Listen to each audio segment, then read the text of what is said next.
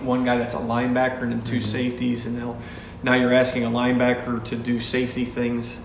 So you would have to ask Jim. I don't coach defense, you know. But I mean, in terms of scheming against that defense, that's scheming against the defense. I mean, what challenges does that present from your vantage point when you're prepping? Well, just that. I think it's at times it's harder to formation certain guys and to do certain things that you'd like to do as an offense from just a formational standpoint, and getting guys in mismatches. I think that's one of the key elements. Yeah, and I always got to have players. I understand. Sure, and athletes and speed. And he says the same thing a lot of the other guys do. Yes, sir. I get that, but I just wonder if there's a trick to the 4-2-5, if it's working, that makes it a little different for you. I think just what I said. Yeah, I got you. Yes, sir. All right. What are you worried about right now? Anything? What are you excited about? Let me rephrase that. What are you excited about? Oh, I'm excited about just about everything that I'm normally excited about this time of year. I'm excited about, obviously, coaching the quarterbacks, getting those guys ready to go, and try to become the best offense we possibly can be, and see if we can't become even more organized and more proficient at what we do. And see how this offense is going to grow, and how we can play to our strengths, and how do we attack people, and how we teach better ball security, all those sorts of things. How can we get into the players' minds better? Those are the things that excite me, and I can't wait to get back in the meeting room and meet with these guys and have fun, see them go out there and compete. That's the best thing about our profession is you get every day you get out there and you get to see a bunch of guys, great talented guys, just great team guys, go out there and lay it on the line and compete. Yeah, it's funner than heck. How's James Washington doing up in Pittsburgh? I haven't talked to James. No, I haven't talked to him, and I'm sure he's doing great. What about great, the other one up there? Talk to him. Same thing. I text once in a while, but letting he's going to do his deal. He's going to let me do my deal, and on down the road you go. Another football season. Surely they drafted him to be the backup, didn't they? I mean, they wouldn't have picked him if they didn't think he was going to. So I guess what is he? Is he the backup? I don't know if it's official yet. I don't know what, but I just assume he's not there to sit behind Landry Jones. I would assume best guy's got to play, right? No, I know. Your best guy's the starter, and the next best guy is the backup, and so forth it goes, right? That's how it's got to be, I imagine. I like his chances. Let's put it that way, to be the understudy. Well, who's his competition? Landry Jones. Kid from Tennessee too. Dobbs. Yeah, but I just don't think they would have turned around and drafted Mason right after drafting Dobbs if they had any idea that Dobbs was going to be anything more than a taxi squad guy. Yeah. So. Yeah, I agree. Anyway, all right, man. Thanks. Always good seeing you. Yeah, great seeing you. Kyle, what's going on? How we doing? Good, man. Good. Who's your most improved guy from last year? Most improved guy from last year.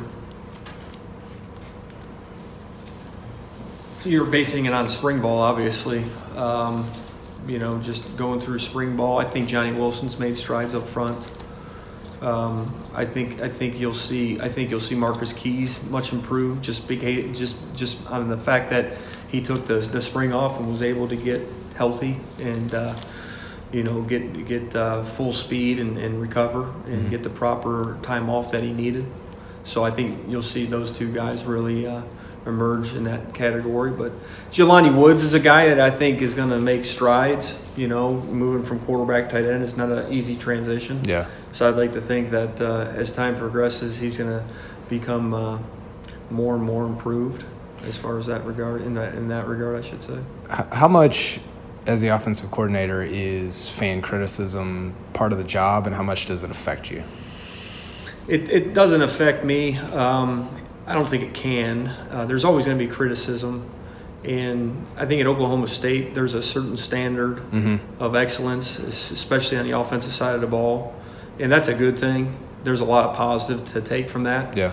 And if you look at it in a negative light, I think it may affect you a little bit, especially in your mood. And I think you have to look at that whole aspect of it being just constructive criticism. But I don't tend to look at the criticisms from fan bases. I don't look too much into it. I'm sure it's out there. I don't go looking on message boards and I turn my notifications off. So if you at me, I'm not gonna see it. So don't at me. You never check your mentions ever? Early on, I did, and that was why. It's unhealthy. It's totally unhealthy. Yeah. Yeah, it's silly. So I mean, listen, I'm gonna coach my butt off. Yeah. I'm going to try to score as much. We are going to try to score as many points as we can, and it's not about me. I mean, I shouldn't even say I. We are going to try to do the best for what this, for the team, and keep the team first, and try to score as many points as we possibly can. Try to secure the ball as best we possibly can, and recruit the best we possibly can, and move on down the road. And there's always going to be some mistakes along the way. Nobody's perfect, and I haven't been perfect. And then there's always going to be criticism along the way, and that's the way it is. Bring it on. I mean, let's score more. Yeah. I'm right there with them. If we don't win the ball game, it is my fault. Yeah. And that's the way everybody in the program thinks. There's always that shared accountability of we could have done something more to win the football game. So I feel it. Trust me. Whose criticism do you internalize? Because you say you don't try not to internalize just the general fan base, but who in your life can offer constructive criticism to where you're like, maybe I should change some things? Well, it'd be my wife, number one. Yeah. If she says something, I know that goes. It's going to be right. I mean, no, she's a smart lady. She understands athletics. I lean on my wife. I ask her the hard questions a lot of times. There's good insight there, right? Yeah. Coach Holder's been awesome. Yeah. Coach Holder will come in the office, and he's been very knowledgeable and helps you out with the tough ones. Obviously, Coach Gundy has been doing it for a very, very long time, and so he's a guy that has a wealth of knowledge. So if there's ever a tough question, ask him. And those are the people I trust the most. Do you look at points per drive a lot? We did in the off season look at points per drive. Because you guys finished second last year, I think. Second in the country. Yeah. Is that good? Behind OU. It's the best season Oklahoma State's had. It was last year. Yeah. I mean, I think fans looked at it and were, I don't know. I think they get caught up in points per game. Do you still see that? Points per game was still good too, though. Yeah, but it's different if you have 17 possessions versus having 8. True. Yeah. I mean, if you're Alabama and you're scoring 30 points a game, that's unbelievable. Mm-hmm. But if you're Oklahoma State, maybe it's not as. I understand what you're saying. How much does that affect? Or does it affect the way you do? Is there a goal for points per drive that you guys have? No, we don't. And I think it's about being as efficient as you can offensively. Yeah.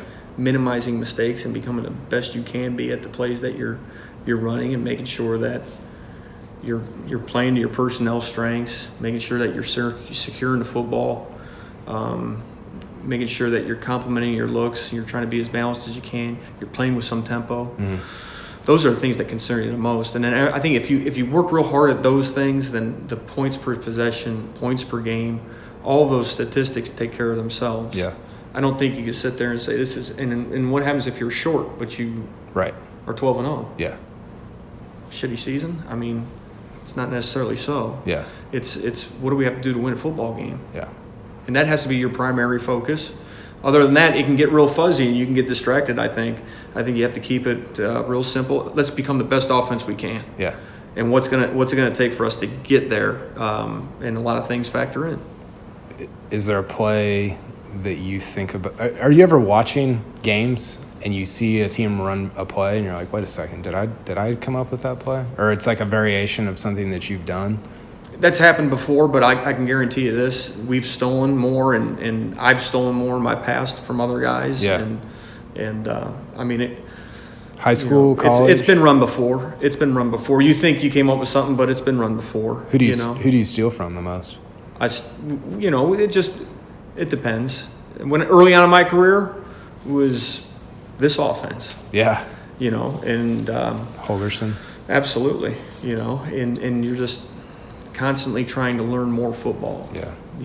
So is there a play that you would like to have back, like a play call that you had that you think about and you're like, I wish I would have done something different there? Sure. Every bad play out What's the one though? Well, there's several. You go back through the years and there's always a play here and there that you'd like to have back. Yeah. Obviously it's the biggest games. Yeah.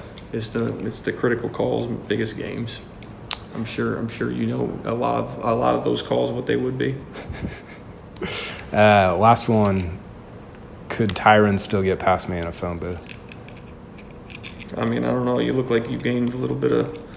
I don't know. You look pretty slim, actually. To be honest with you, you look pretty fit. I don't know. Could he? I don't know. I got to see your change of direction. Maybe you should roll me out there on Saturday and see what happens. Well, give it a shot, man.